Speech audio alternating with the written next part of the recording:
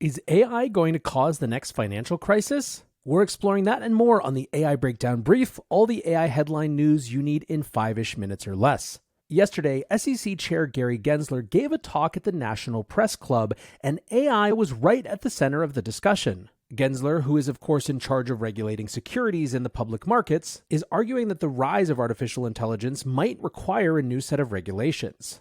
Now, specifically, he was talking about global financial stability, and what's important to know about regulators in DC when they talk about markets, there are two broad categories of concerns they have. One is consumer protections, in other words, ensuring that people aren't falling for scams or being defrauded, and that they have the right information to make responsible financial investing decisions. And then secondarily, there are concerns about financial stability. Now, day-to-day, regulators tend to spend a little bit more of their time on concerns of consumer protection because there is simply more context for it. But when it comes to what keeps them up at night, it's absolutely financial stability. That's been the case ever since the fallout of the global financial crisis.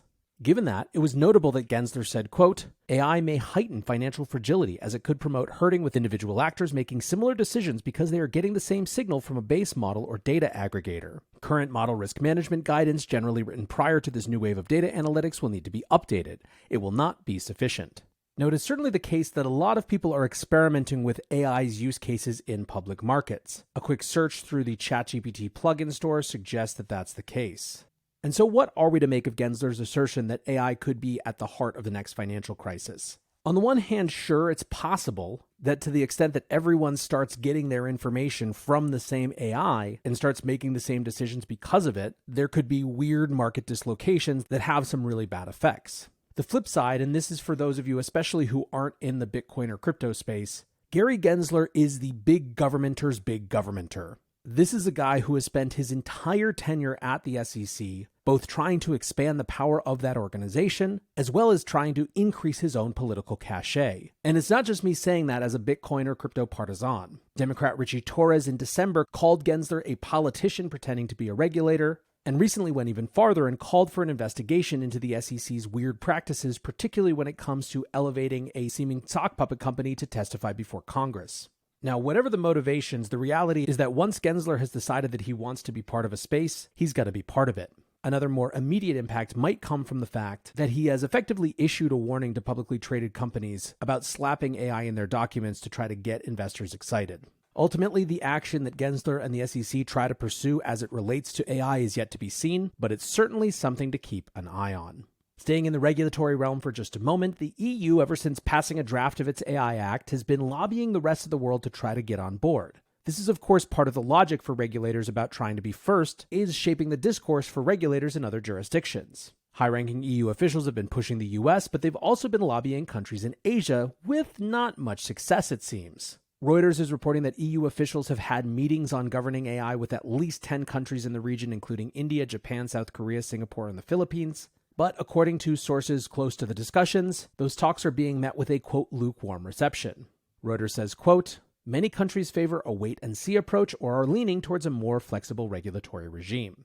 Put differently, while the EU may want to be the global leader in AI regulation, it appears that Asian countries just want to be the global leaders in AI. Speaking of AI in Asia, yet another Chinese internet giant has unveiled its own LLM. This time it's the e-commerce leader JD.com, who has launched ChatRhino with a focus on industrial use in industries including retail, logistics, finance, and healthcare. JD.com described ChatRhino as having been trained on 70% general data and 30% native intelligence supply chain data. Indian companies as well are making major moves in the artificial intelligence space.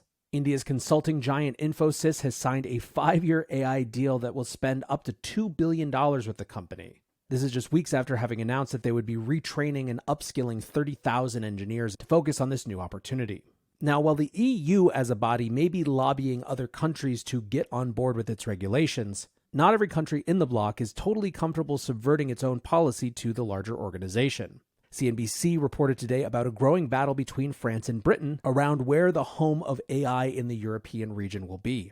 The specific context for it is that a conference in Paris, French President Emmanuel Macron announced that they would be spending 500 million euros in new funding to create new AI quote-unquote champions.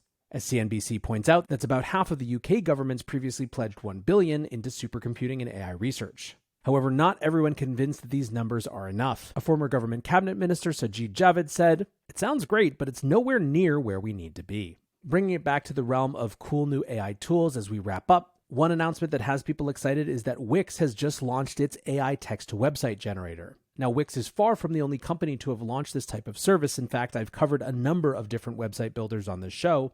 But of course, at the same time, Wix is operating at a different scale as a public company. So people are seeing this as the type of thing that's likely to find its way to a much wider audience than perhaps some of their smaller startup competitors. Markets certainly seem to like the announcement, as Wix is up 10% on the week. Finally, we wrap on something that I'm sure that we will give more coverage to in perhaps a dedicated form later on. But for the sake of awareness, Itamar Golan, the head of AI at Orca Security, writes, "A malicious LLM-based tool known as WormGPT is rapidly gaining traction in underground forums. This tool empowers attackers to automate sophisticated phishing and BEC, business email compromise attacks, leveraging personalized fake emails to significantly enhance success rates." Itamar goes on, "While LLM technology holds immense potential to humanity, it also requires substantial advancements in safety and security measures." So, of course, anytime there is a new type of attack vector, especially when it comes to phishing, on a very basic level, we need to all raise our awareness and be more skeptical of everything that hits your inbox.